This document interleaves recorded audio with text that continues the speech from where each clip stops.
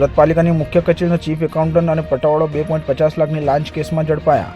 ફરિયાદીએ સુરત મહાનગરપાલિકા તરફથી ઇલેક્ટ્રિકને લગતા કામનો વર્ક ઓર્ડર મળેલો તેના સિક્યુરિટી ડિપોઝિટ પેટે ફરિયાદીએ નાણાં જમા કરાવેલા અને નાણાં પરત મેળવવા ફરિયાદીએ અરજી કરેલને જે અનુસંધાને આરોપી તેજસે ફરિયાદીને રૂબરૂ બોલાવી નાણાં પરત કરવાના આવેજ પેટે ₹2,85,000ની લાંચની માંગણી કરેલ. જે લાંચની રકમ આરોપી ભીખુને આપી દેવા જણાવેલ હતી, જેથી ફરિયાદી આ લાંચની રકમ આપવા માંગતા ન હતા. ફરિયાદી એસીબીનો સંપર્ક કરી ફરિયાદ આપેલ, જે આધારે લાંચના છટકાનું આયોજન કરવામાં આવ્યું હતું.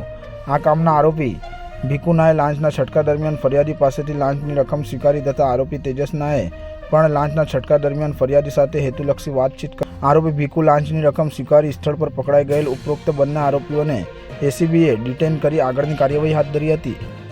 જી ગત રોજ એક જાગૃત નાગરિકથી ફરિયાદ મળેલી કે એસએમસીમાં સિક્યુરિટી ડિપોઝિટના પોતાના જે નાણાં હતા, જે નાણાં રિલીઝ કરવાના અવેજ પેટે ચીફ એકાઉન્ટન્ટ તેજસ આરીવાલા તેમજ લાલુભાઈ પટેલ જે એસએમસીમાં પટાવાળા છે, આ બંને નાઓએ ₹2,50,000ની ફરિયાદી પાસે માગણી કરેલી, જે પૈસા સ્વીકારતા પકડાઈ ગયેલ છે. તેઓ બંને વિરુદ્ધ કાયદેસર કાર્યવાહી હાથ ધરવામાં આવેલ છે. આરોપી છે એ કયા વિભાગ સાથે જોડાયેલા?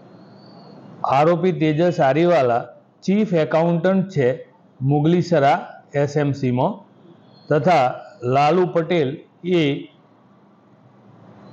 એકાઉન્ટન્ટ વિભાગમાં જ પટાવાળા તરીકે ફરજ બજાવે છે. લાંચ માંગવાનું કારણ શું? લાંચ માગવાનું કારણ એ આ કામના ફરિયાદી છે તેઓની જે સિક્યુરિટી ડિપોઝિટ હતી, એ સિક્યુરિટી ડિપોઝિટ રિલીઝ કરેલી એના આવેજ પેટે માંગેલા.